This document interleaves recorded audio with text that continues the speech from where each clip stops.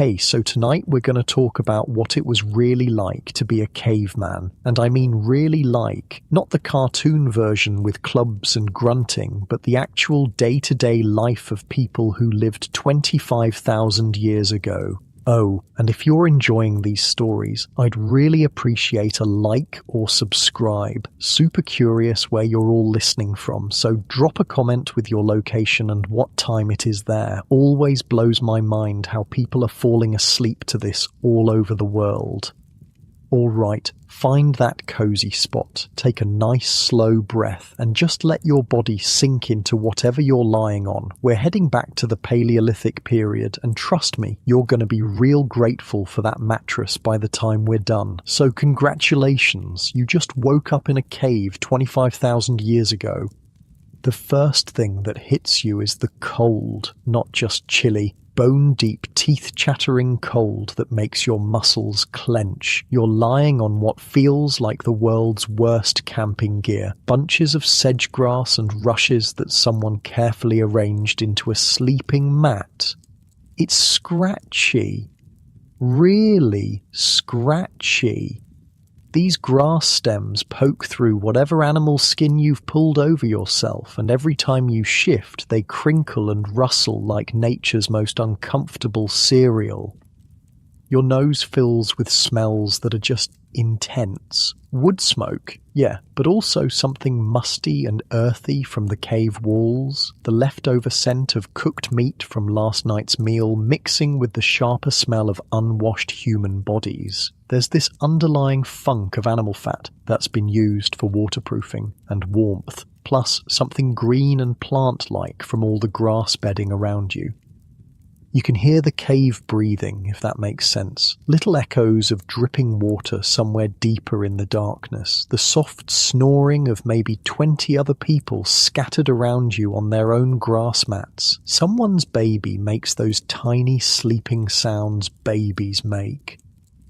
Outside the cave entrance, you catch the distant calls of birds starting their day, and maybe the rustle of some animal moving through the brush.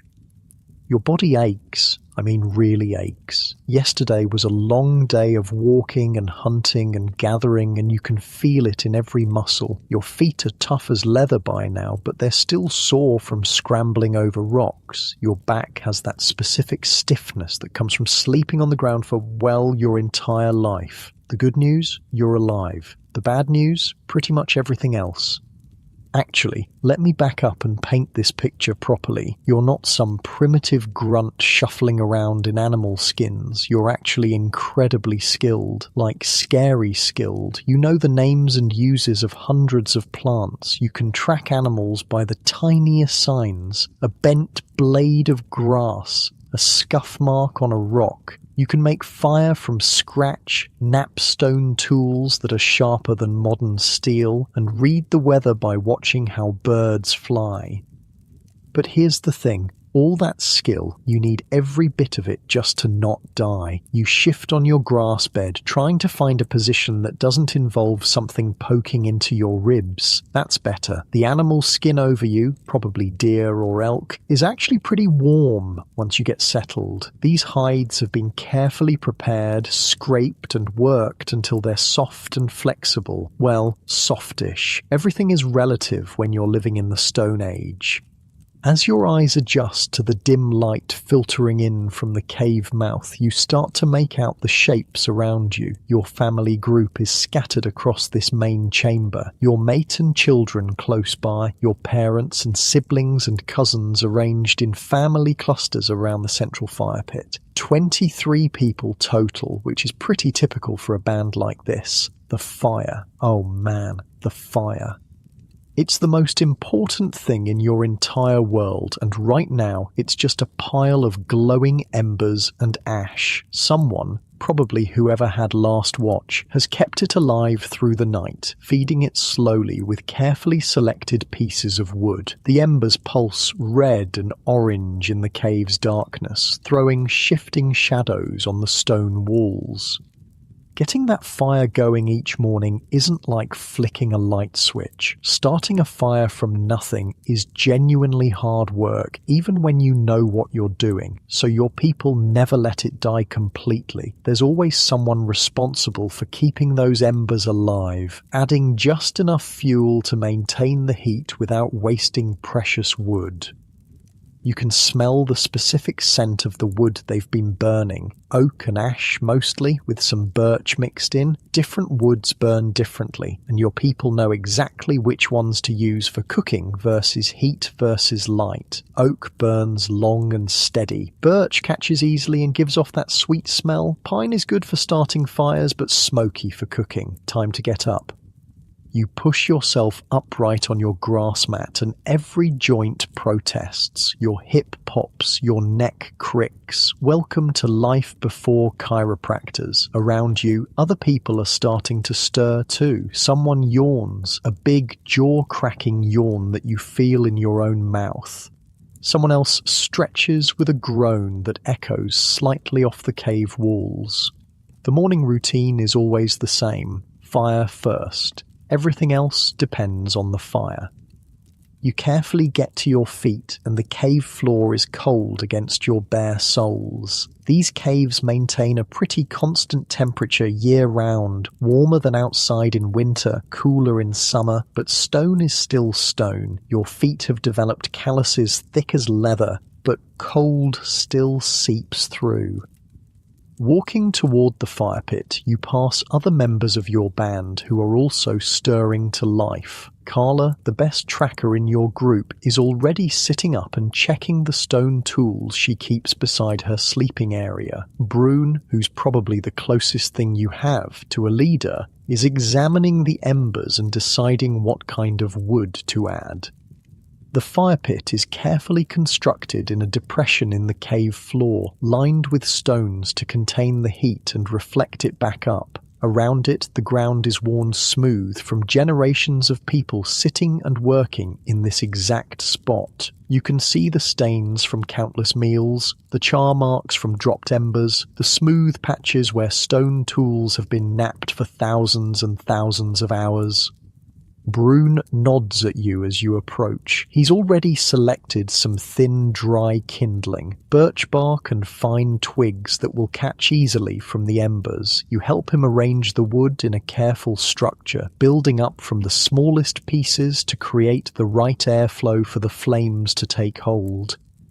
Working together, you blow gently on the embers, coaxing them back to life. The red glow brightens and tiny flames begin to lick at the birch bark. The smell of smoke gets stronger, mixing with that distinctive scent of hot stone and ash. More flames catch, and suddenly you have real fire again. Dancing, crackling, wonderful fire that pushes back the darkness and starts to warm your hands. Fire is life. Fire is protection. Fire is the difference between human and animal.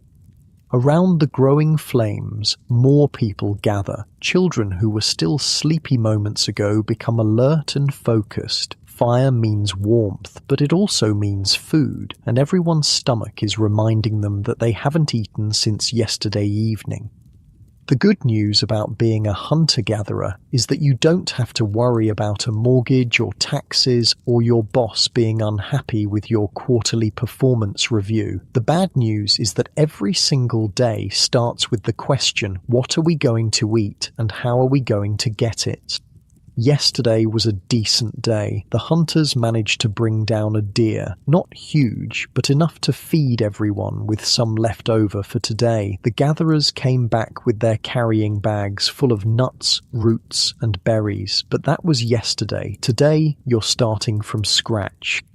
You settle into the familiar rhythm of morning preparation. Someone fetches water from the stream that runs past your cave. Clear, cold water carried in containers made from animal bladders and carved wood. Someone else starts preparing some of yesterday's leftover meat for a quick morning meal.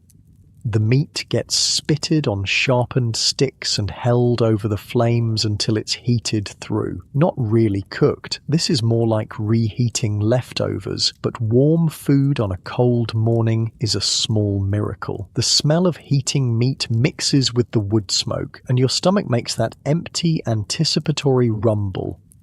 While you're eating your small portion of warmed meat and some nuts from yesterday's gathering, the day's planning begins. This isn't like a modern business meeting with agendas and PowerPoint presentations. It's more like a casual conversation around the fire, but the stakes are life and death. The hunting party, maybe 6 or 7 people, will head east today following the deer trail that was spotted yesterday. Deer are creatures of habit, and if you know their patterns, you can intercept them at water sources or feeding areas, but hunting big game with stone-tipped spears and wooden clubs is dangerous, difficult work. Most hunting expeditions come back empty-handed. The gathering party will spread out through the forest looking for anything edible. Nuts, berries, roots, tubers, mushrooms, bird eggs, insects, medicinal plants. Gathering is actually more reliable than hunting. You almost always find something, but it requires incredible knowledge of the natural world. You need to know which berries are safe and which will kill you, which roots are edible and which will make you violently sick, which mushrooms are food and which are poison, when and where to find bird eggs, how to process bitter nuts to make them edible, where the good tool-making stones can be found. Your people carry this knowledge in their heads, hundreds of pieces of information passed down through generations of trial and error and careful observation. There are no books, no Google, no instruction manuals, just human memory and hard-won experience. As the morning fire burns brighter and the cave starts to warm up, people begin the daily ritual of checking and maintaining their tools. Stone tools dull with use and need constant attention. Wooden spears get damaged and require repair. Clothing made from animal skins needs mending. You examine your own personal kit, the stone knife you made yourself, your wooden digging stick, the leather pouch that holds your fire-making materials. The knife has a few small chips in the edge from yesterday's work, nothing serious, but it could be sharper. Knapping, shaping stone tools, is both an art and a science. You need to understand how different types of stone fracture, how to strike them at just the right angle with just the right force to remove flakes and create a sharp edge. It's incredibly precise work that requires years of practice. You settle into a comfortable position with your stone hammer and start the careful process of resharpening your knife. Each strike has to be placed exactly right. Too hard and you'll break the tool. Too soft and nothing happens. Hit it at the wrong angle and you'll ruin hours of previous work. The sound of stone on stone rings through the cave as other people work on their own tools. It's a comfortable, familiar sound, the soundtrack of Paleolithic life. Chip, chip, chip, the rhythmic percussion of survival. Your knife sharpens nicely. The edge is now keener than most modern kitchen knives, sharp enough to slice through hide and meat and plant material with ease. You test it carefully on a piece of leather, and it cuts cleanly. Good. This tool might save your life today. Around you, the cave is coming fully alive. Children who are old enough help with basic tasks, feeding the fire, organizing the sleeping areas, checking water containers. Younger kids stay close to their mothers, but even they're learning by watching. There's no formal education here, just constant observation and gradual participation in adult activities. The really little ones, babies and toddlers, are kept warm and safe near the fire while their mothers prepare for the day's work. One baby is fussing, and her mother nurses her while simultaneously checking over her gathering tools. Multitasking was invented about 2.5 million years ago.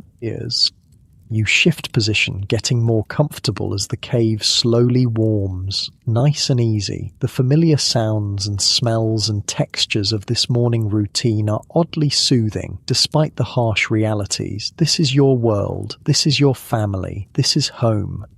As the sun climbs higher outside the cave, sending more light through the entrance, the pace of preparation picks up. People start moving toward the mouth of the cave, ready to begin another day of searching for food and materials and everything else you need to survive. But before anyone goes anywhere, there's one more crucial morning task: assessing the weather and the world outside. Brune, along with 2 other experienced hunters, walks to the cave entrance to study the day. They're looking at the sky, feeling the wind, listening to the sounds of birds and animals. Weather prediction without meteorologists or Doppler radar requires reading dozens of subtle environmental cues. Cloud formations tell stories about coming storms. Wind direction indicates where rain might be heading. The behavior of birds and animals gives clues about atmospheric pressure changes, the color of the dawn sky, the feel of the air, the smell carried on the breeze. All of it matters when your life depends on being outside in whatever nature decides to throw at you. Today looks promising. The sky is clear, the wind is calm, and you can hear the normal chatter of birds in the forest. No signs of incoming bad weather, good hunting and gathering conditions. Time to go face the world. You gather your tools and equipment: stone knife, wooden digging stick, leather carrying pouch, a piece of fire-starting material wrapped in bark. Everything you own fits in your hands or hangs from a simple belt made of twisted plant fibers. The gathering party assembles near the cave entrance. 8 people today, including yourself, all equipped with the tools needed for finding and collecting food. You're wearing your usual outfit, leather leggings and a tunic made from carefully prepared deer hide. Soft leather boots, stuffed with grass for insulation, and a heavier skin cloak that can be wrapped around you if the weather turns cold. Your clothes fit well and move with your body. These aren't random animal skins thrown over your shoulders. They're carefully tailored garments sewn with sinew thread using bone needles. The leather has been treated with animal fat to make it water resistant, and the seams are reinforced in places that take the most stress. Everything about your outfit is functional. No pockets. You don't need them when you only own a few tools. No zippers or buttons. Everything fastens with leather ties or simple toggles made from bone or antler. No synthetic materials, obviously, but also no cotton or wool. Just leather and fur and plant fibers, all processed by hand using techniques passed down through countless generations. Standing at the cave entrance, looking out at the forest that stretches endlessly in all directions, you feel the familiar mix of anticipation and anxiety that starts every day. Out there is everything you need to survive: food, materials, resources. But out there is also everything that can kill you. Large predators, venomous snakes, poisonous plants, fast-moving rivers, cliff edges, sudden storms, rival groups of humans who might not be friendly, getting lost, getting injured far from help, 1,000 ways to die, and only your knowledge and skills and the cooperation of your band to protect you. You take a deep breath of the morning air. It smells like forest, green and alive and complex, damp earth and decomposing leaves and growing plants and the musk of animals that passed this way recently. Clean air, pure air, air that hasn't been touched by pollution or industry or any of the substances that modern humans breathe every day. The sun feels good on your face as you step out of the cave. Real sunlight, not filtered through windows or reflected off buildings. Direct solar radiation that will warm your skin and provide the light you need to work by. No electricity, no artificial lighting, just the sun and moon and stars and fire. Your feet find the familiar path that leads down from your cave toward the forest floor. This path has been worn smooth by generations of your people making this same journey every day for hundreds of years. Your ancestors walked this exact route, and if you're lucky and skilled, your descendants will too. You shift your carrying pouch to a more comfortable position and adjust your grip on your digging stick. The morning is young and there's a full day of work ahead. Time to go find what the forest has to offer today. Behind you, the hunters are making their final preparations, checking spear points, discussing strategy, sharing the precious few arrows tipped with the sharpest stone points your group can make. Ahead of you, the gathering party moves through the forest with practice silence, eyes and ears alert for anything useful. This is it. This is your life. This is what it really means to be human. Your muscles relax as you settle into the familiar rhythm of walking through your territory, and with each step, the adventure of another day in the Paleolithic world begins to unfold around you. The forest closes around you like a living thing. Every step takes you deeper into a world that's both beautiful and terrifying, where every shadow could hide food or danger, and sometimes both at the same time. You're moving through what will someday be called an old-growth forest, but right now it's just the world. Trees that have been growing for centuries stretch up into a canopy so thick that the morning light filters down in shifting beams and patches. Oak and ash and beech trees, massive trunks that would take 6 people holding hands to circle. The understory is dense with smaller trees and shrubs, and the forest floor is carpeted with layers of decomposing leaves that squelch softly under your feet. The sounds are incredible. Birds everywhere, not just the few species you'd hear in a modern park, but dozens of different calls echoing through the trees, the rustle of small animals moving through the undergrowth, the distant crack of a branch falling somewhere in the depths of the forest. Wind moving through leaves in waves that you can actually hear approaching and passing overhead.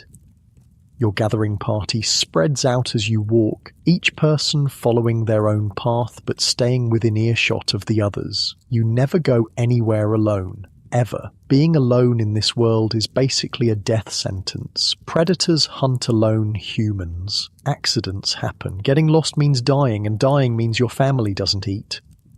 Kessa, who's probably the best plant identifier in your group, calls out softly from about 20 feet to your left. She's found something. You angle toward her voice, pushing through a thicket of hazelnut bushes that catch at your leather clothing and scratch at your exposed skin.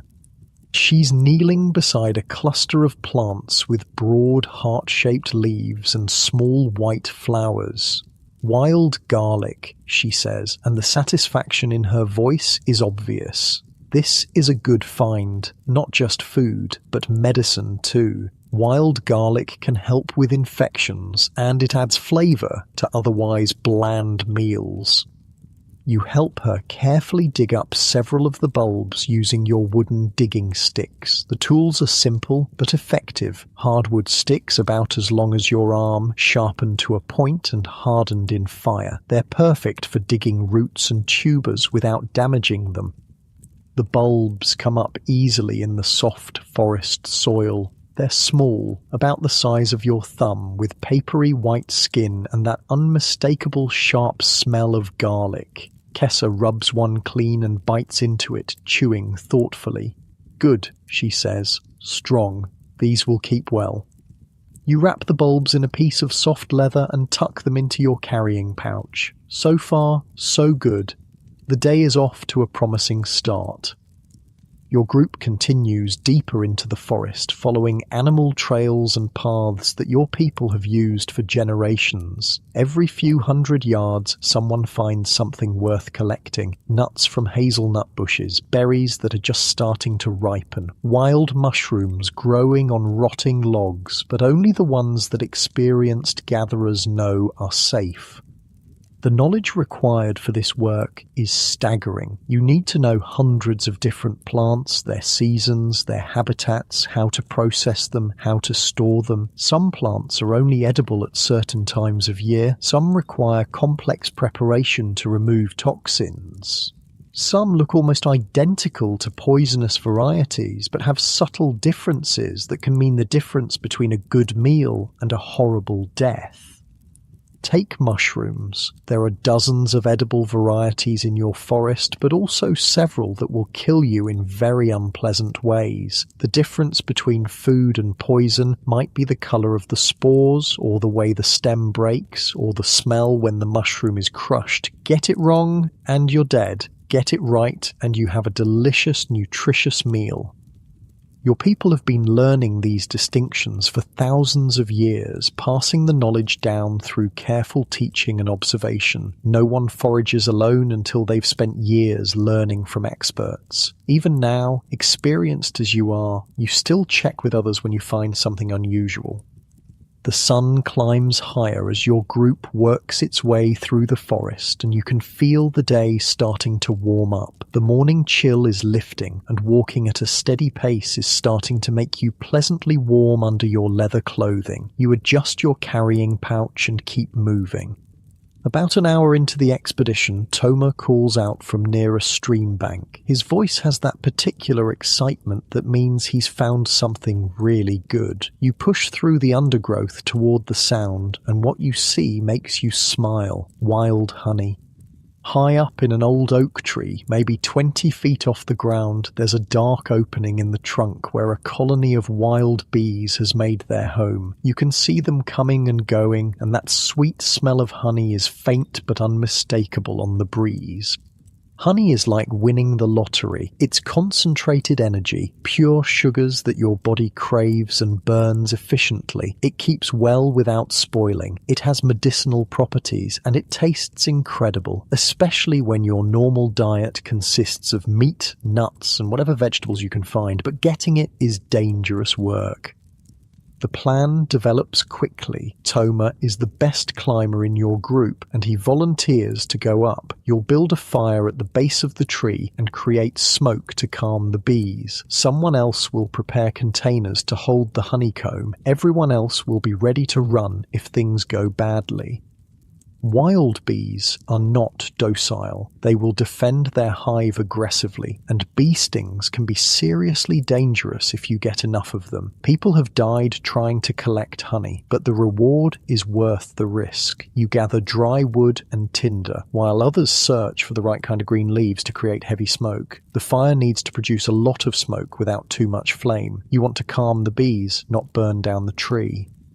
The fire catches quickly, and soon you have thick white smoke rolling up toward the bee tree. The sound of buzzing gets quieter as the smoke reaches the hive entrance. Bees evolved with forest fires, and smoke triggers their instinct to gorge on honey and prepare to abandon the hive. When they're focused on eating, they're less likely to attack. Toma strips off most of his clothing, fewer places for angry bees to get caught, and starts climbing. He's incredibly skilled, moving up the rough bark with the confidence of someone who's been climbing trees since he could walk. His feet and hands find holds that you can barely see from the ground. Watching him climb, you're reminded of just how physically capable your people are. No gyms, no structured exercise programs, but everyone is lean and strong and flexible from a lifetime of this kind of activity. Toma moves like a modern rock climber, but he learned these skills as a child because his life depends on them. The smoke continues to roll up the tree, and the buzzing stays relatively quiet. Good sign. Toma reaches the level of the hive and carefully begins working his hand into the opening. He's feeling for honeycomb that can be removed without destroying the entire colony. Your people know not to take everything. Leave enough honey and bees and they'll rebuild for next time. A few bees spiral around him, but they seem more confused than aggressive. The smoke is doing its job. Toma's arm disappears into the tree trunk up to his elbow, and his face shows concentration as he feels around inside the hive. Then his expression changes to satisfaction. He's found good comb. Slowly, carefully, he extracts his arm from the tree. In his hand is a chunk of honeycomb about the size of your fist, golden and dripping with thick amber honey. Even from the ground, you can smell the sweetness. He tosses the comb down to waiting hands, then reaches back into the hive for more. 3 trips, 3 chunks of comb, and then he judges it's time to stop. Take too much, and you'll kill the colony. Take just enough, and they'll recover and provide honey again in the future. Toma scrambles down the tree with the same skill he showed going up, dropping the last few feet to land lightly on the forest floor. A few bee stings on his arms and shoulders, but nothing serious. He's grinning with the satisfaction of a job well done. The honeycomb is gorgeous. Wax cells filled with honey so pure and concentrated it seems to glow in the dappled forest light. You can't resist breaking off a small piece and putting it in your mouth. The sweetness explodes across your tongue like nothing in the modern world. This isn't processed sugar or corn syrup. This is pure honey made by bees from the nectar of wildflowers. It's complex and floral and intensely sweet, and your body responds immediately with that rush of energy that comes from natural sugars hitting your bloodstream. You close your eyes for a moment, savouring the taste. Honey like this was the sweetest thing available to humans for tens of thousands of years. No chocolate, no candy, no desserts, just this, and it's perfect. The honeycomb gets carefully wrapped and packed away in leather containers. This is a treasure that will be shared with the entire band back at the cave. Children will get small pieces as treats. Adults will use it to make other foods more palatable. Some will be saved for winter when every calorie counts.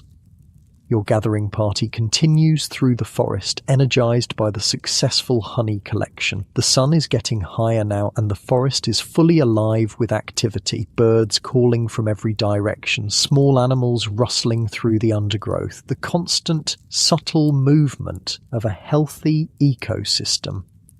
You find yourself settling into the meditation of long-distance walking through familiar territory. Your feet know this ground. Your eyes automatically scan for useful plants, signs of game, anything out of place that might indicate danger. Your breathing falls into a steady rhythm that matches your pace.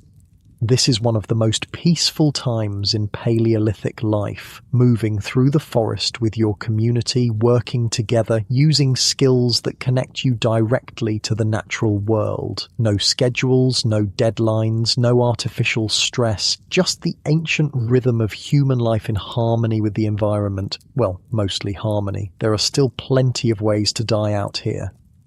Around midday, your group stops beside a small stream to rest and eat. The water is clear and cold, running over smooth stones worn by countless years of current. You cup it in your hands and drink deeply, tasting the mineral purity of water that has never been processed or treated or run through pipes. Lunch is a selection of what you've gathered so far. Nuts, berries, some leftover meat from yesterday, and tiny tastes of that precious honey. You sit on a fallen log beside the stream, listening to the water and eating slowly, methodically. The food is challenging by modern standards. The meat is tough and requires serious chewing. The nuts are small and sometimes bitter. The berries are tart and seedy. Nothing is salted or seasoned or prepared in ways that enhance flavor. But your body knows this food, recognizes it, processes it efficiently. And there's something deeply satisfying about eating food you gathered yourself with your own hands using knowledge passed down through generations of your ancestors. This meal represents hours of skilled work and deep understanding of the natural world. Every bite was earned. As you eat, you notice how your body feels: strong, lean, efficient. Your muscles are dense and functional from constant physical activity. Your senses are sharp from relying on them for survival. Your mind is calm but alert, constantly processing information about your environment. This is what human bodies were designed for: not sitting in chairs for 8 hours a day, not eating processed foods, not living under artificial light. This, moving through natural landscapes, eating food you collected yourself, working with your community to solve the daily challenges of survival. After the meal, your group splits up to cover more territory. You partner with Denny, an older woman who knows more about medicinal plants than anyone else in your band. She's teaching you to identify herbs that can treat pain, infection, digestive problems, and other common ailments. The two of you work your way along the stream bank where many useful plants grow in the rich, moist soil. Denny shows you how to recognize willow bark, which can be chewed to relieve pain and fever. She points out wild mint growing in shady spots, good for stomach troubles. You find cattail roots growing in the marshy areas near the stream, starchy tubers that can be roasted or ground into flour. The knowledge Denny shares with you represents thousands of years of human experimentation with natural medicine. Your people have no doctors, no hospitals, no pharmacies. What they have is detailed understanding of which plants can heal and which can harm. Some of this knowledge is startlingly sophisticated. Your people know how to use willow bark for pain relief, the same active ingredient that's in modern aspirin. They know which mushrooms have antibiotic properties. They understand how to use certain plants to induce labor during difficult births or to prevent pregnancy when resources are scarce. But they also know the limitations of plant medicine. Serious injuries often mean death. Infections that modern antibiotics could cure easily become fatal. Childbirth is dangerous. Life expectancy is much shorter than in the modern world. The afternoon passes in this way: walking, searching, learning, collecting. Your carrying pouch gets heavier as you add more plants and roots and other useful materials. The sun moves across the sky, and the light in the forest shifts from bright midday to the warmer slanted rays of late afternoon. You're getting tired, not exhausted, but pleasantly fatigued from a day of steady physical activity. Your legs feel the miles you've walked, your back feels the weight of your collecting pouch, your hands are stained with plant juices and dirt from digging in the forest soil.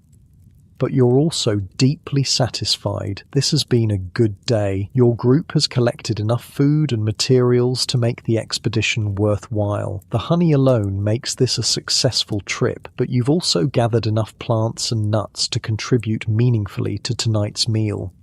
As the sun starts to sink lower in the sky, Denny calls the group together for the return journey. Time to head back to the cave. You don't want to be caught in the forest after dark. Night belongs to the predators. The walk back follows a different route than your morning path. Your people never travel the same way twice if they can help it. Predictable routes make you vulnerable to ambush, and they also mean you miss opportunities to find new resources or observe changes in your territory. This path takes you through a section of forest dominated by massive beech trees, their smooth grey bark rising like pillars into the canopy above. The ground here is covered with fallen beech nuts, and your group spends some time collecting the rich, oily nuts that will provide valuable calories. Beech nuts require preparation. They need to be shelled and the bitter husks removed, but they're worth the effort. High in fat and protein, they store well and provide concentrated nutrition during the leaner months of winter. As you work, bent over and picking nuts from the forest floor, you become aware of how quiet it's gotten. The normal sounds of birds and small animals have faded. The forest feels expectant, waiting.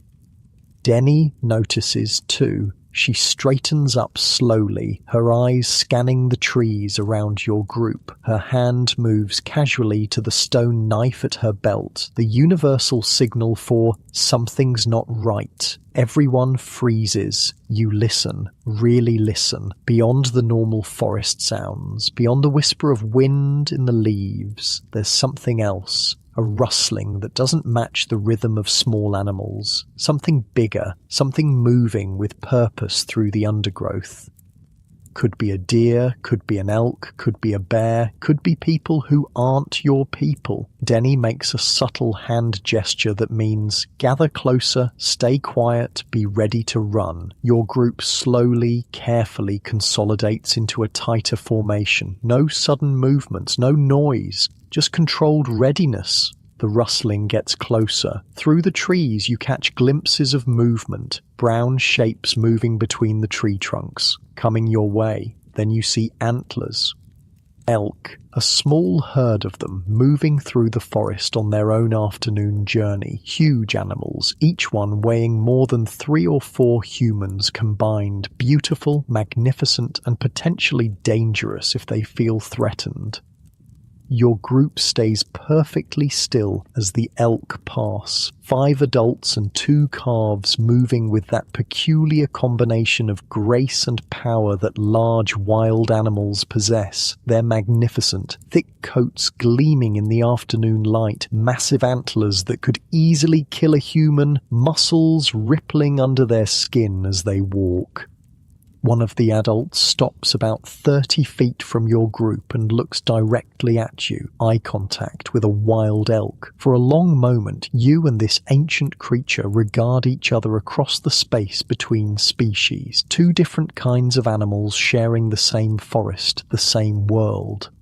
Then the elk decides you're not a threat and continues on its way. The herd disappears into the forest as quietly as they appeared, leaving only the faint scent of musk and the memory of that brief, intense connection. Your group relaxes. Denny grins and makes the hand sign for good luck. Seeing elk is always a positive omen. They're associated with strength and endurance, and encountering them safely is considered a blessing from the forest spirits. You finish collecting beech nuts and continue the journey home. The sun is definitely getting lower now, and the light in the forest is taking on that golden quality of late afternoon. Time to pick up the pace. The path climbs gradually as you approach your home territory. The cave is situated on higher ground for good reason. Better visibility, easier to defend, and less likely to flood during heavy rains. Your legs feel the incline as you climb, but it's a familiar burn. You've made this walk thousands of times. As you crest the final hill before home, you can smell wood smoke on the breeze. The hunters must be back already, and someone has built up the fire. Good. Fire means warmth and cooking and the comfortable gathering space where your band comes together at the end of each day. You can also smell cooking meat, really smell it, rich, savoury scents that make your mouth water and your stomach rumble with anticipation. The hunters were successful today. There will be fresh meat tonight, along with everything your gathering party has collected. The cave entrance comes into view, and you can see people moving around the fire pit, children playing in the safe area near the cave mouth, adults working on various tasks, some preparing food, others working on tools or clothing, the comfortable bustle of a successful community. You're almost home. Your body feels the relief of completing another day's work safely. Your carrying pouch is heavy with useful plants and nuts. Your knowledge has grown through another day of learning from Denny. The forest provided well today. As you approach the cave, children run out to greet the returning gathering party. They want to see what you've found, hoping for treats like berries or nuts they can eat right away. Their excitement is infectious, reminding you of the simple pleasure of sharing resources with your community. You ruffle the hair of Mira, a 7-year-old girl who's particularly interested in plants. She follows you everywhere during gathering expeditions, asking endless questions about which plants are useful and why. Today, she wants to know about every single thing in your collecting pouch. The transition from forest to cave feels abrupt but welcoming. Outside is vast and wild and full of possibilities and dangers. Inside is controlled space, human space, the place where your band comes together for safety and warmth and shared meals. You settle onto your favourite spot near the fire pit and begin unpacking your day's collection. Each plant and nut and root represents knowledge applied, skills used, successful interaction with the natural world, small victories that add up to survival. Your shoulders drop as you let the day's tension release, and the familiar warmth of the fire begins to ease muscles that have been working since dawn. The fire welcomes you back with its familiar warmth and dancing light. You can feel the heat seeping into your tired muscles as you settle closer to the flames, and there's something deeply comforting about being back in this controlled space after a day in the vast, unpredictable forest. The hunters did well today. Really well. Spread around the fire pit are the remains of 2 deer, not huge animals, but enough meat to feed your entire band with leftovers for tomorrow. The successful hunt means tonight will be a feast, and feast nights are rare enough to be genuinely special. Brune and the other hunters are sharing their story while people work on food preparation. The tale unfolds in the casual, collaborative way of people who know each other intimately. Someone starts the story, another person adds details, a third corrects a minor point or emphasizes a particularly skillful moment. They tracked the deer for most of the morning, following barely visible signs through dense forest. A broken twig here, a hoofprint in soft soil there, the faintest scent trail that only the most experienced trackers can detect. The pursuit required patience, endurance, and the kind of environmental knowledge that takes decades to develop.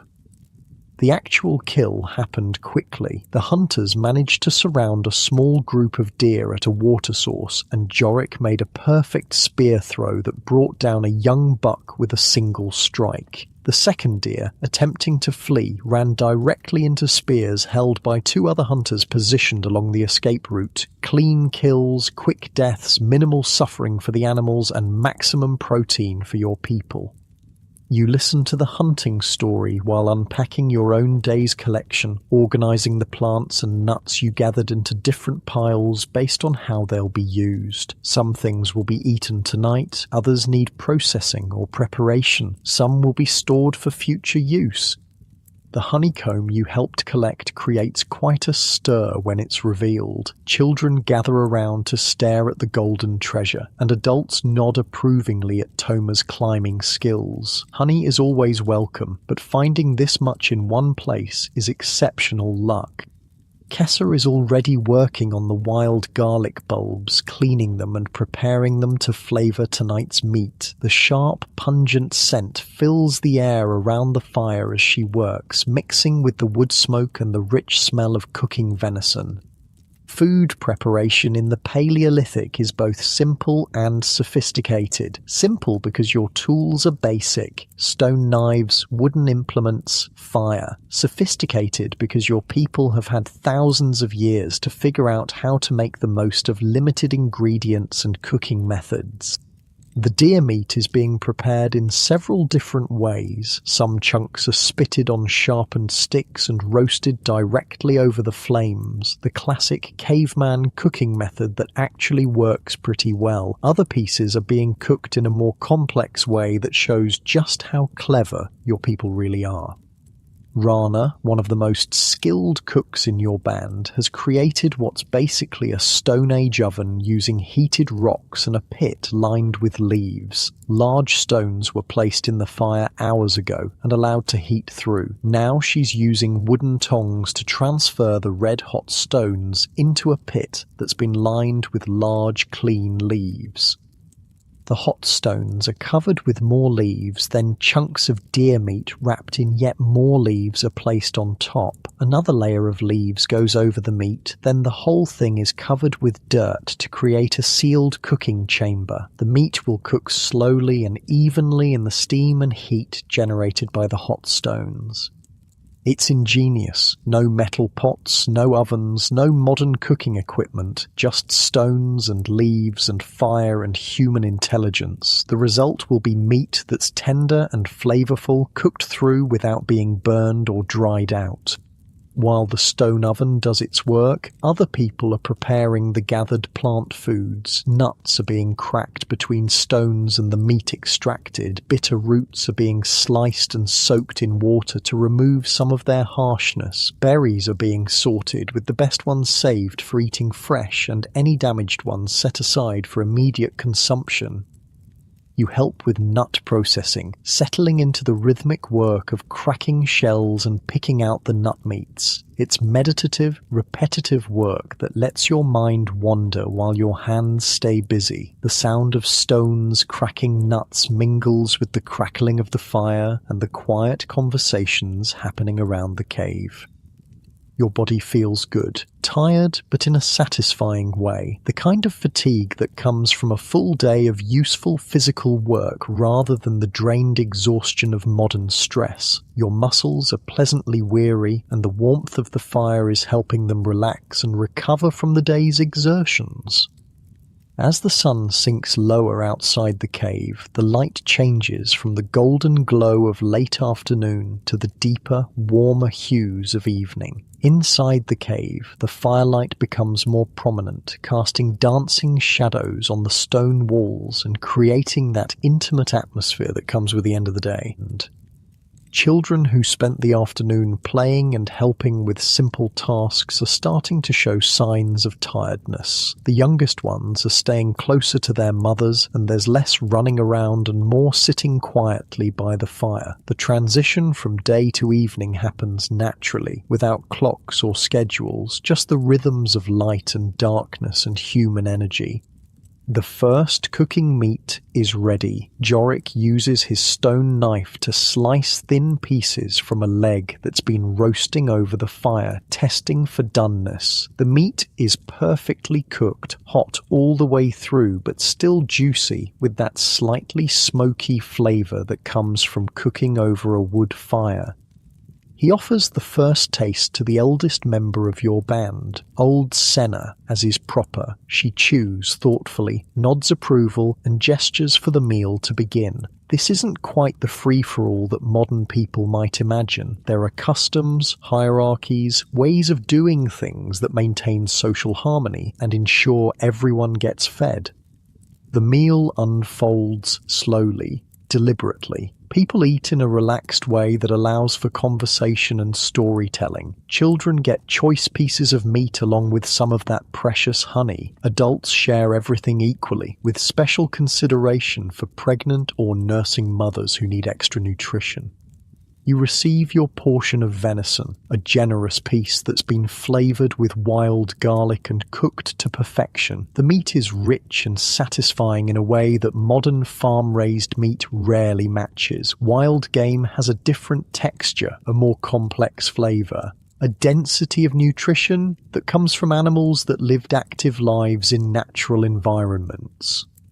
The fat is particularly valuable. Modern people often avoid fat, but in the Paleolithic world, fat is concentrated energy that your body craves and needs. The layer of fat under the deer's skin, the marrow in the bones, the rich fat around the organs, all of it is prized and consumed eagerly.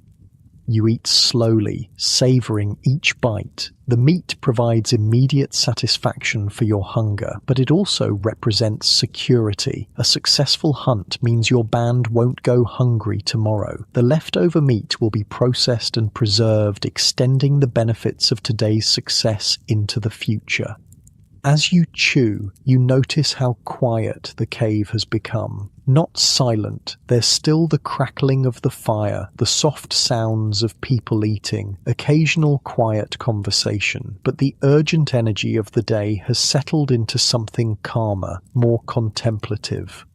This is one of the most peaceful times in Paleolithic life. The day's work is done, food has been found and prepared and shared. Everyone is safe inside the cave with a warm fire and full bellies. These moments of security and comfort are rare enough to be treasured. You shift position slightly, getting more comfortable against the stone wall that forms your backrest. The fire's warmth feels good on your face and hands, and your stomach is pleasantly full of rich meat and nuts and the lingering sweetness of honey. The stone oven is opened for the second course. Rana carefully removes the layers of dirt and leaves to reveal the deer meat that's been cooking slowly for hours. Steam rises from the pit, carrying scents that make everyone lean forward in anticipation. The meat that emerges is incredibly tender, falling apart at the touch of a wooden implement. It's been cooked gently and evenly, infused with the flavors of the leaves that wrapped it and the smokiness from the heated stones. This is sophisticated cooking using Stone Age technology. Everyone gets a portion of the pit-cooked meat, and the difference in texture and flavor from the roasted meat is remarkable. Your people understand that variety in food preparation isn't just about taste. Different cooking methods preserve different nutrients and make various components of the food more digestible. While people eat the second course, the leftover raw meat is being prepared for preservation. Some will be cut into thin strips and hung near the fire to dry into jerky. Other pieces will be rendered for their fat, which can be used for waterproofing, medicine, and preserving other foods. Nothing is wasted. The bones will be cracked tomorrow to extract the nutritious marrow. The hide is already being prepared for processing into leather. Sinew will be saved for sewing thread. Antler and bone will become tools. Even the hooves have uses. A successful hunt provides resources far beyond just meat. As the meal progresses, the atmosphere in the cave becomes increasingly relaxed and social. This is when stories get told, when knowledge gets passed down, when the social bonds that hold your band together are reinforced and strengthened. Old Senna, the eldest woman in your group, begins telling a story that everyone has heard before but no one minds hearing again. It's about the great winter when she was young, when the snow was so deep that hunting became impossible for weeks and the band survived by eating cached supplies and gathered materials that had been stored in hidden locations. The story serves multiple purposes. It's entertainment, obviously, but it's also education. Senna is teaching the younger members of the band about resource management, about preparing for hard times, about the importance of planning ahead. The story contains practical survival information disguised as entertainment.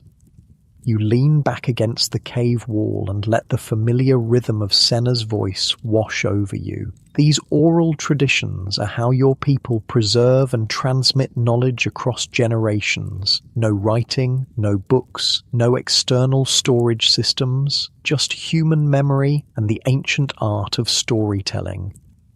The fire burns lower as the evening progresses, but someone occasionally adds wood to keep it going. The light becomes softer, more intimate, creating a cocoon of warmth and safety in the vast darkness outside the cave. Children are getting sleepy. The youngest ones have already been put to bed on their grass mats, covered with soft furs and positioned close enough to the fire for warmth, but far enough away to be safe. Their mothers hum quiet songs while nursing or simply holding them close.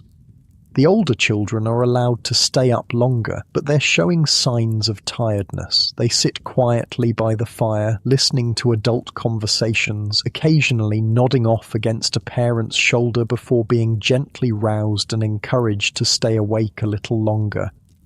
You feel your own energy settling into evening mode. The urgency and alertness required for daytime survival in the wilderness is giving way to something calmer, more contemplative. Your breathing slows naturally as your body recognizes the transition from active day to restful evening.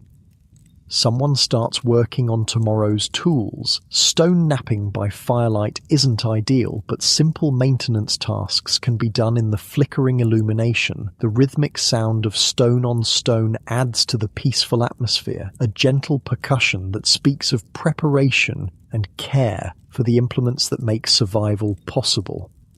Women are working on clothing repair, using bone needles and sinew thread to mend small tears in leather garments. This is skilled work that requires good hand-eye coordination, but experienced seamstresses can do basic repairs even in dim light. The clothing your people wear represents hundreds of hours of labor, and maintaining it properly is essential.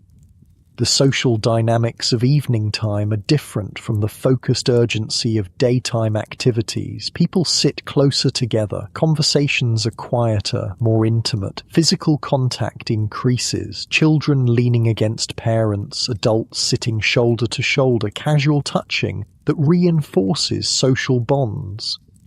You notice how the fire affects everyone's behavior. People orient themselves toward it, not just for warmth, but as a social focus. The fire is the center of community life, the gathering point that brings the band together at the end of each day. It's been this way for hundreds of thousands of years.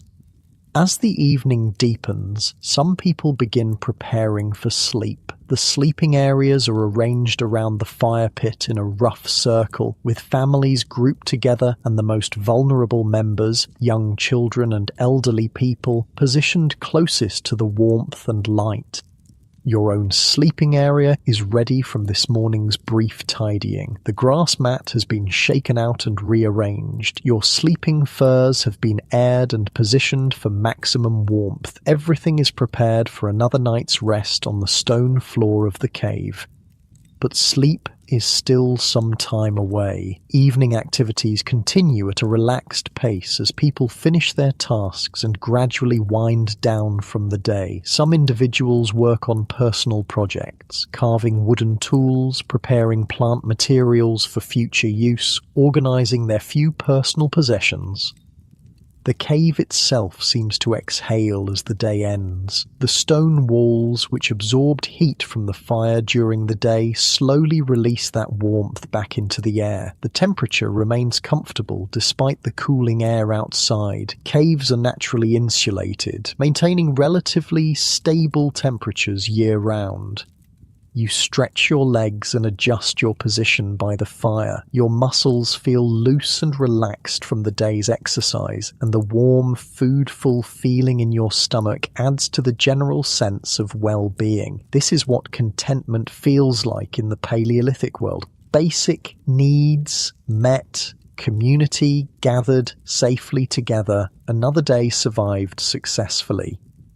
The sound of evening wind outside the cave entrance creates a subtle backdrop to the indoor activities. It's a reminder that the world beyond your small circle of firelight continues its ancient rhythms, but here in this protected space, your people have created a pocket of human warmth and safety. Children's voices are getting quieter as they settle into the calmer energy of nighttime. The youngest ones are already asleep on their mats, their small bodies relaxed and peaceful under soft furs. The sight of sleeping children always brings a sense of satisfaction to the adults. Another generation successfully protected through another day.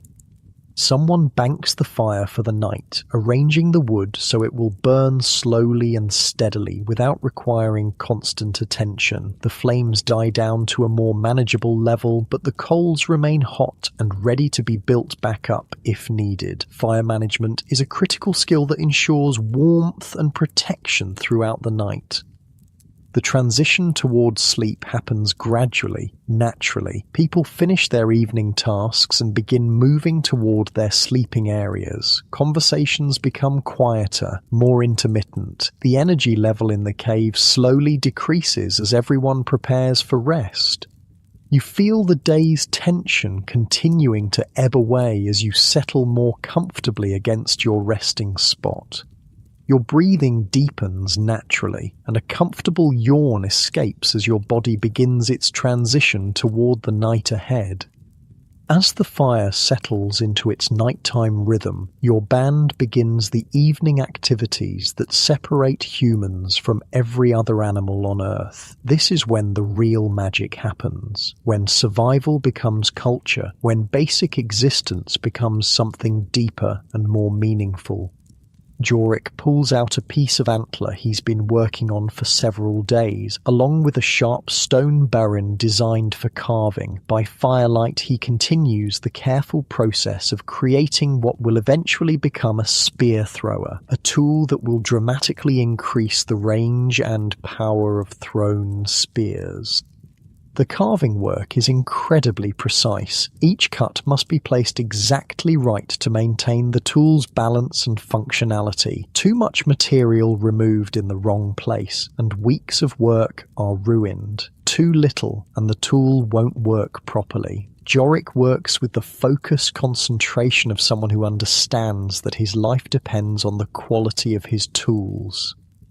You watch him work, admiring the skill involved. The spear thrower he's creating represents thousands of years of technological development. Early humans figured out that a lever-like device could multiply the force of a thrown spear, allowing hunters to bring down larger prey from greater distances. This innovation literally changed the course of human evolution.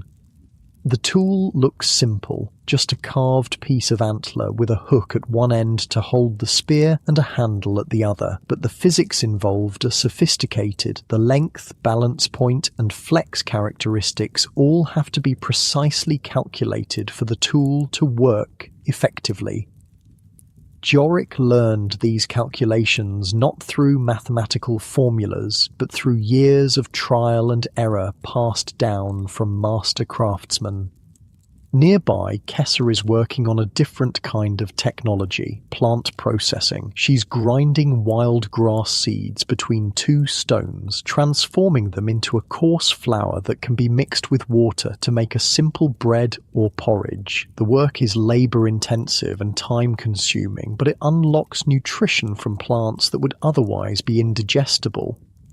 The grinding stones she uses are carefully selected for the job. The bottom stone is large and flat with a slightly rough surface. The top stone is smaller and shaped to fit comfortably in her hands while providing maximum grinding pressure. Both stones were shaped through hours of careful knapping, and they represent a significant investment of time and skill. The rhythmic sound of stone grinding grain is one of the oldest industrial noises in human history. This same basic technology, crushing seeds between stones to make flour, would eventually evolve into watermills, windmills, and modern grain processing. But here in the cave, it's just Kessa's strong arms and patient work turning wild grass into food. The flour that results from her efforts is coarse and dark, nothing like the refined white flour of the modern world, but it's nutritious and filling, providing carbohydrates that complement the protein from hunting and the vitamins from gathered plants. When mixed with water and cooked on hot stones near the fire, it becomes a simple flatbread that helps extend the value of other foods. You shift your position, getting more comfortable as you watch the various evening activities happening around the fire. Each person is engaged in work that contributes to the band's survival and well-being. There's no leisure time in the modern sense, but there's also no distinction between work and life. Everything flows together into the integrated whole of Paleolithic existence. Old Senna has finished her earlier story and now begins a different kind of teaching, practical instruction about medicinal plants. She's working with several of the younger women, including some who have recently become mothers for the first time. The knowledge she shares could literally save lives. She shows them how to prepare willow bark tea for pain relief and fever reduction. The bark must be harvested at the right time of year from trees of the right age and prepared in specific ways to maximize its effectiveness. Too little preparation and it won't work. Too much and it becomes bitter and hard to swallow. The teaching includes detailed information about dosages, how much tea for a child versus an adult, how often to administer it, what other symptoms to watch for when willow bark isn't appropriate, and other treatments should be used instead. This is sophisticated medical knowledge being transmitted through careful oral instruction. Senna also teaches about plants that help with childbirth, herbs that can ease labor pains, others that can help stop dangerous bleeding, plants that can increase milk production in nursing mothers. This knowledge is literally life and death important in a world without modern medical care. The younger women listen intently, asking questions and practicing the identification of plants by examining dried samples that Senna keeps in carefully wrapped bundles. They understand that mastering this information could mean the difference between losing a child and successfully raising the next generation. As the instruction continues, you're struck by how much knowledge your people carry in their heads. No books, no external storage systems, no way to look things up when you forget. Everything must be memorized, practiced, and passed down through direct teaching and hands-on experience. The human brain evolved to handle exactly this kind of information processing. Your people have extraordinary memories for practical details that matter to survival. They can remember the locations of seasonal food sources, the behaviors of dozens of animal species, the properties of hundreds of plants, and complex social relationships going back generations. Modern humans often feel like their memory isn't very good, but that's because modern life requires remembering things like passwords and phone numbers and arbitrary facts that have no immediate survival relevance. Put those same brains to work on information that matters for staying alive, and the capacity is remarkable. Children who aren't yet ready for sleep are gathered around Brune for a different kind of teaching. He's showing them how to make cordage, strong rope twisted from plant fibers that has dozens of uses in Paleolithic life. This is basic technology that every adult needs to master. The process starts with gathering the right kind of plant fibers. Some plants produce strong, flexible fibers naturally. Others need processing to break down the plant material and expose the useful strands. Brune demonstrates the technique using dried grass that was collected earlier in the season. First, the plant material is beaten with stones to break down the woody parts and separate the fibers. Then the fibers are sorted by length and quality. The longest, strongest strands will become the core of the rope. Shorter pieces can be used for less critical applications or twisted together to add bulk. The actual rope making involves rolling the fibers against your leg while maintaining consistent tension and adding new material as needed. It's surprisingly difficult to do well. Too loose and the rope is weak, too tight and it becomes stiff and brittle. The children practice the basic motions while Brune corrects their technique. The finished cordage is strong enough to bind spear points to shafts, create snares for small game, secure loads for carrying, and dozens of other essential tasks. A band without good rope-making skills is a band that lacks some of the most basic tools needed for survival. You watch the children practice, remembering your own early attempts at cordage making. Like most Paleolithic skills, it looks simple, but requires considerable practice to master. The children's first attempts are clumsy and uneven, but they're learning the fundamental techniques that they'll refine over years of practice. The fire burns steadily as these various evening activities continue. The light flickers and dances, creating constantly shifting patterns of brightness and shadow on the cave walls. Sometimes you catch glimpses of the cave paintings that your people created over many generations. Images of animals and handprints and abstract symbols that speak to the human need to create and communicate through visual art.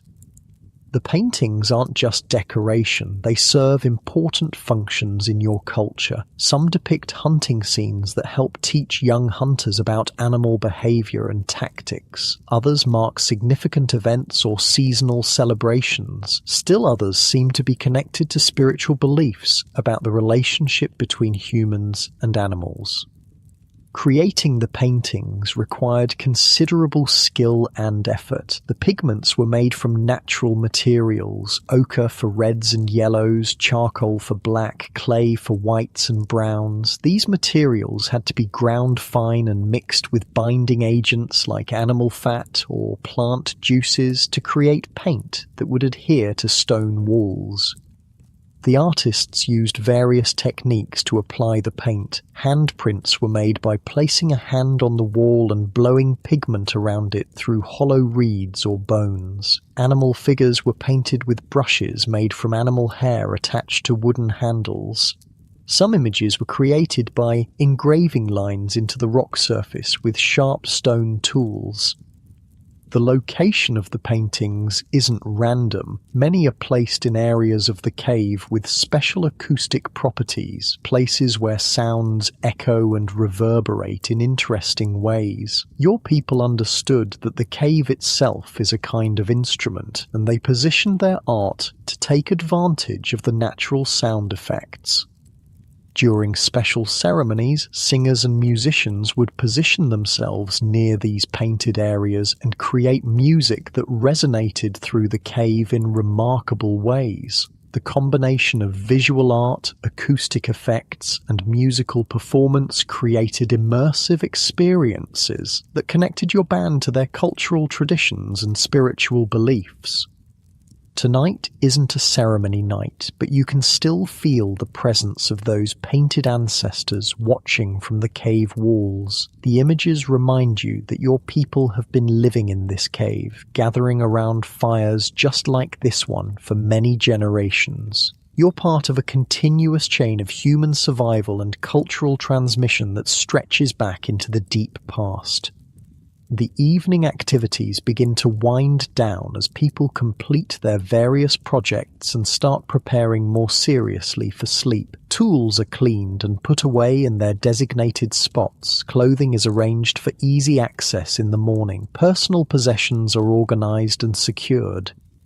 The social dynamics of the cave change as the transition towards sleep begins. Conversations become quieter and more intimate. Physical proximity increases as people move closer together for warmth and comfort. Children who have been playing independently move back to their parents for the security of family closeness.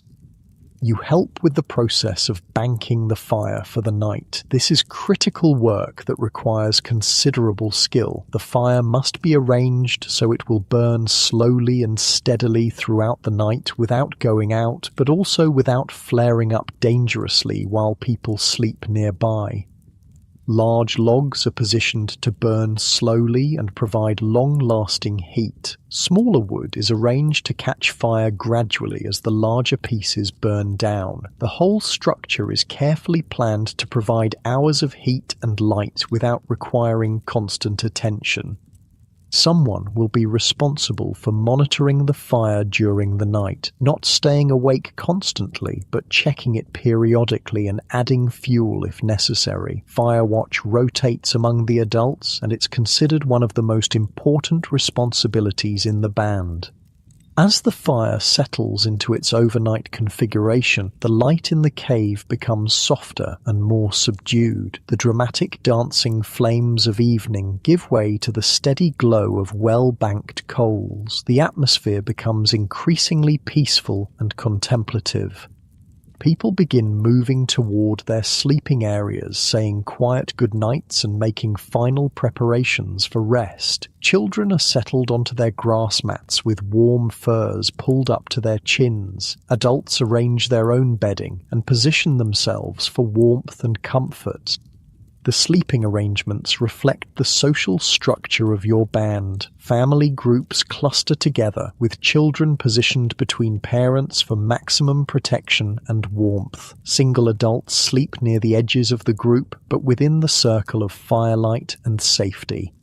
Your own sleeping area is positioned where you can easily reach your tools and weapons if needed during the night. Your spear is within arm's reach, along with your stone knife and other essential equipment. Even in sleep, you remain ready to respond to danger.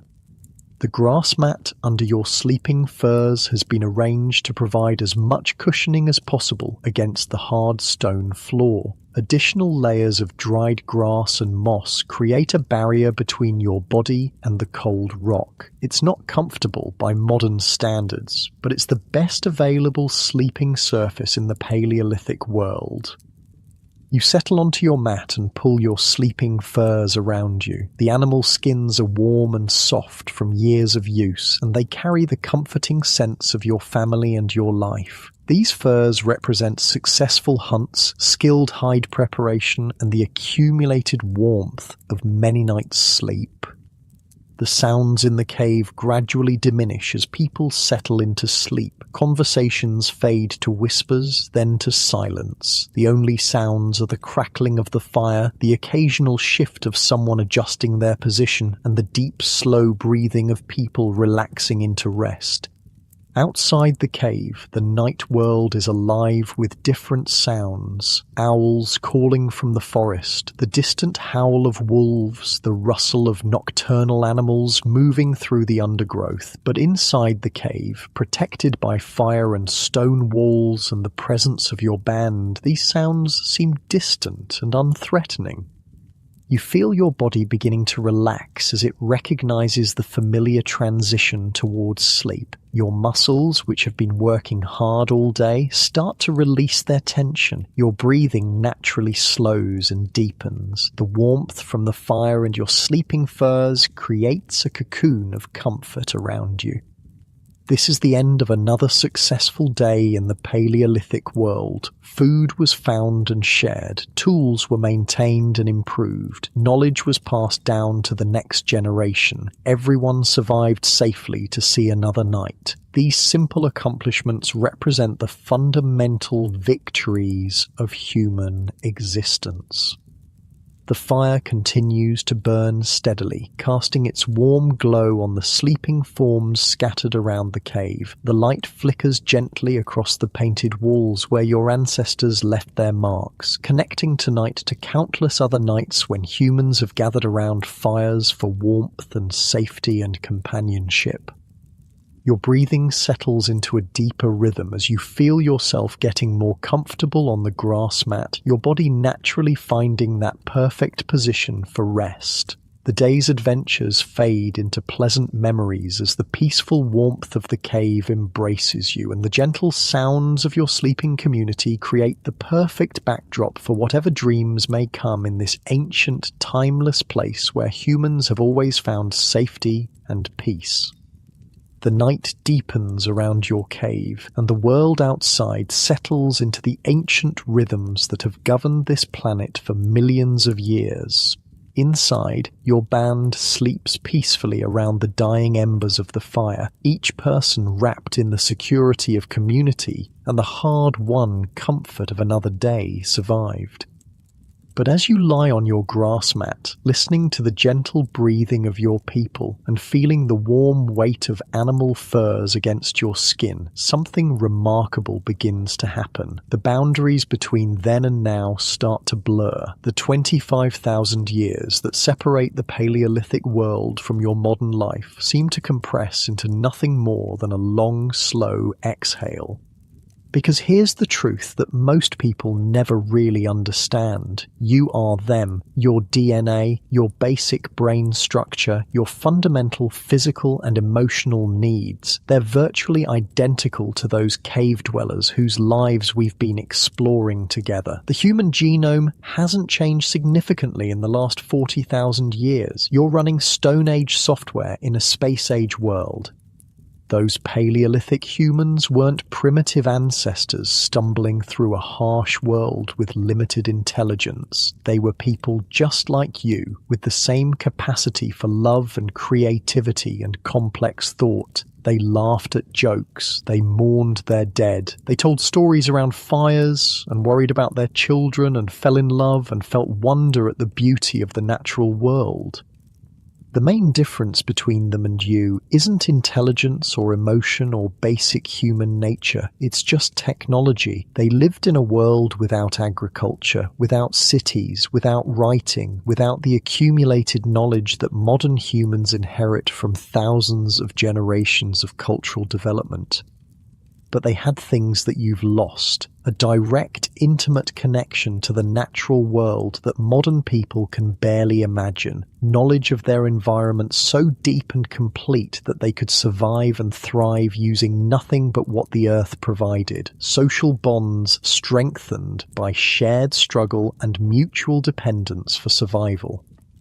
They knew every plant in their territory, every animal track, every change in the weather. They could make fire from scratch, create tools from stones and wood, read the landscape like a book written in a language they understood perfectly. They lived entirely within their means, taking only what they needed, leaving the lightest possible footprint on the earth. And they had time. Not leisure time in the modern sense, but something deeper. They had time to notice things, time to develop skills, time to sit around fires and tell stories and think deep thoughts about the nature of existence. They weren't rushing to meetings or checking emails or managing complex schedules that fill every moment with artificial urgency.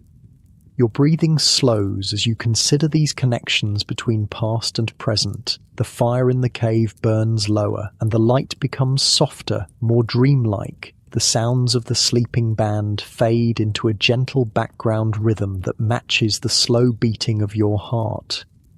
Those ancient humans faced real problems that modern technology has largely solved. They dealt with hunger, cold, disease, injury, and death in ways that would seem impossible to us now. Childbirth was dangerous. Simple infections could be fatal. Winter was a constant threat. Life expectancy was much shorter. But they also didn't face the psychological stresses that plague modern humans. No anxiety about careers or finances or social media or global politics. No depression from feeling disconnected from nature and community. No chronic diseases from processed foods and sedentary lifestyles. Their problems were immediate and physical, but they were also solvable through direct action and community cooperation. The irony is that your Paleolithic ancestors might have been, in many ways, happier than modern humans. Their basic needs, food, shelter, safety, social connection, were either met or clearly unmet. There was no ambiguity, no existential confusion about purpose and meaning. Survival was the purpose, community was the meaning. They didn't suffer from the peculiar modern ailment of having all their physical needs met while feeling spiritually empty. They didn't have enough food to eat regularly, but they never wondered why they were alive, or what the point of existence might be. The point was to live another day, to help your people survive, to pass knowledge down to the next generation. Your muscles relax more deeply as these thoughts flow through your mind like a gentle stream. The grass mat beneath you feels softer now, more comfortable. The animal furs seem to conform perfectly to your body, creating a cocoon of warmth that reminds you of the most comfortable bed you've ever slept in. Modern humans often fantasize about simpler times, but Paleolithic life wasn't simple. It was direct. Every action had clear consequences. Every skill had obvious utility. Every day brought challenges that could be met with knowledge, strength, cooperation, and ingenuity. There was no complexity for its own sake, no bureaucracy, no abstract problems that couldn't be solved through direct engagement with the physical world.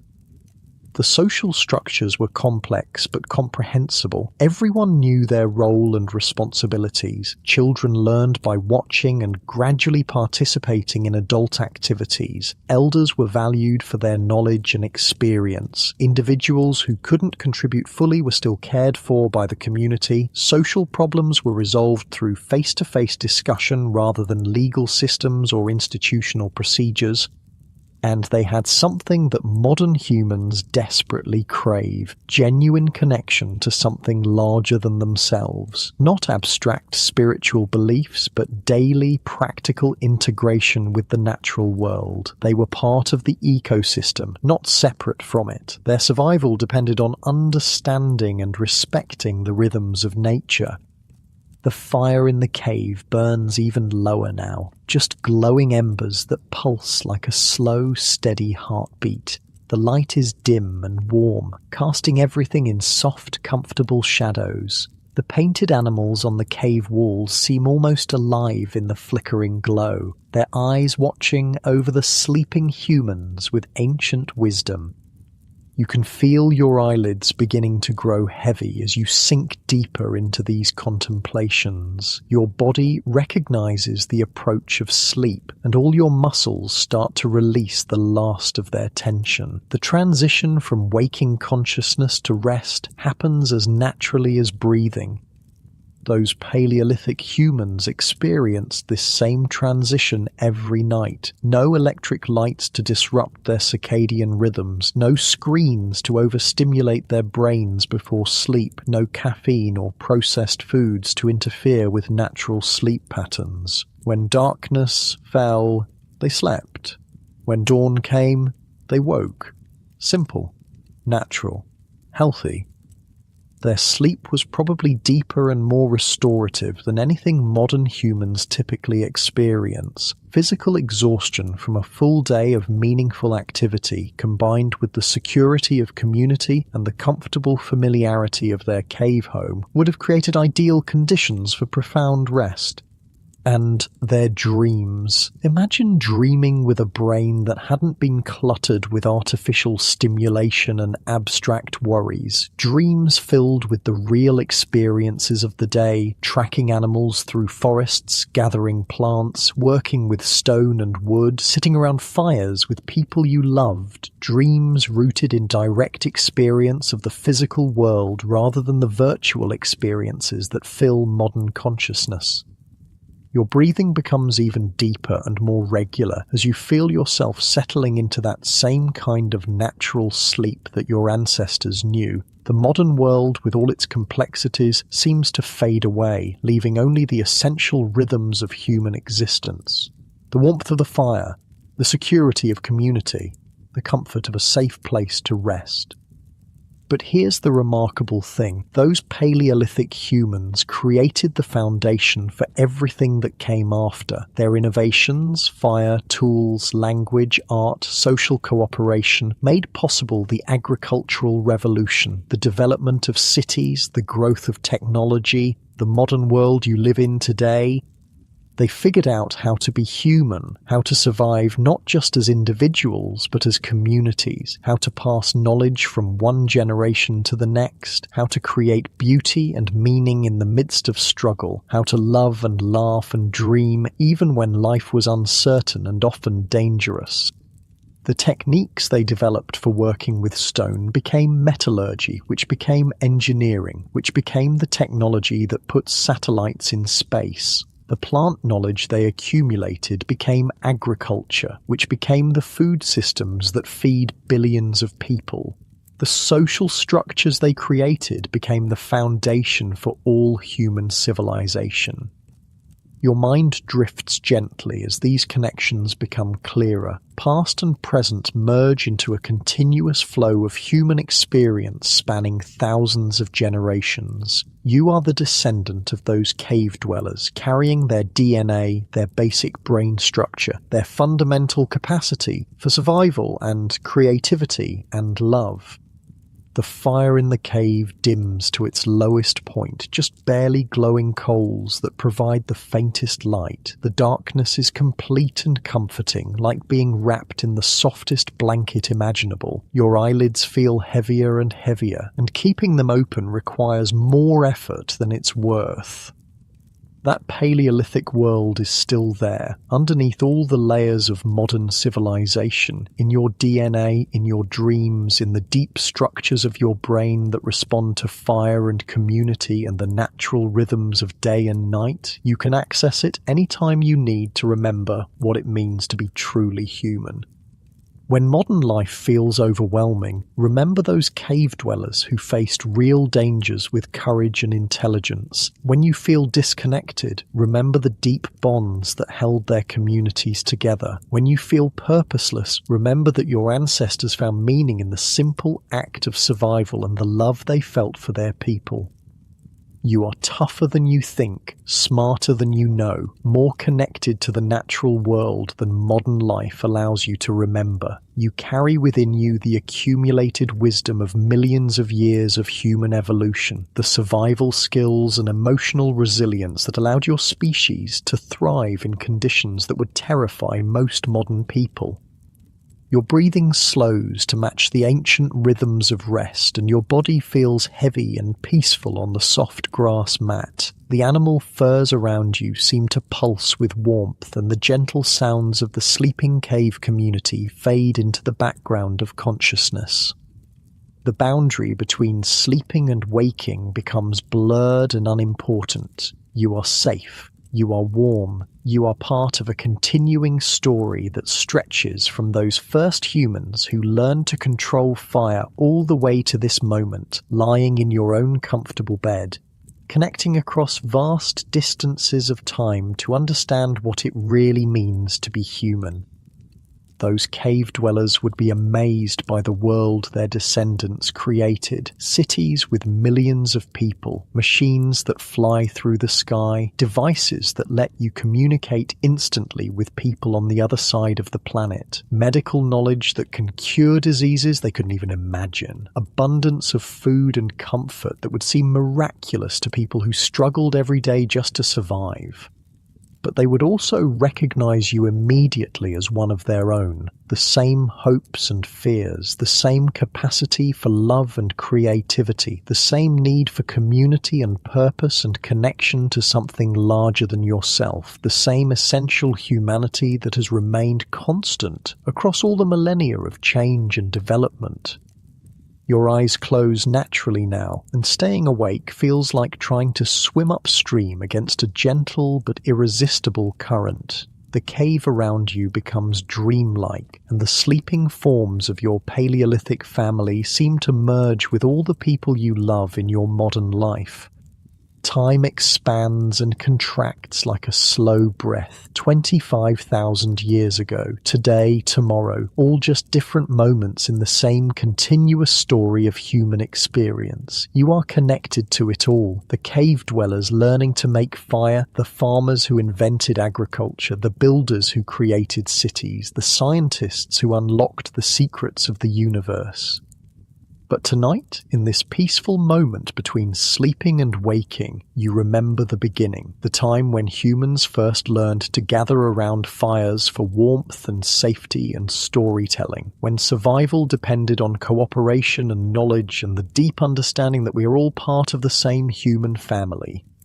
Your breathing becomes so slow and deep that each breath seems to last forever. The warmth of the fire, the softness of the furs, the security of the cave, the presence of your sleeping community, all of it blends together into a perfect feeling of peace and belonging. And as your consciousness gently releases its hold on the waking world, you carry with you the knowledge that you are part of something ancient and enduring and beautiful. You are human. You are connected, you are home. The cave grows quiet except for the soft sounds of peaceful breathing. The fire burns down to its smallest ember, still glowing, still warm, still providing the light that has guided humanity through the darkness for hundreds of thousands of years. And you sleep. Deep, restorative, natural sleep that connects you to every human who has ever lived, ever loved, ever dreamed of a better tomorrow for their children and their children's children. Sleep now. Rest in the knowledge that you are exactly who you were meant to be, carrying forward the best of human nature into whatever future awaits. Sleep with the wisdom of your ancestors and the hope of generations yet to come. Let your eyelids fall closed for the final time tonight. Let your breathing slow to match the ancient rhythms of rest. Let yourself drift away on the current of dreams that has carried humanity through countless nights just like this one. Sleep deeply, sleep peacefully, sleep with the confidence that you are part of the greatest story ever told, the story of human survival, human creativity, human love that transcends time and connects every heart that has ever beaten around a fire in the darkness. Rest now, modern cave dweller. Rest well.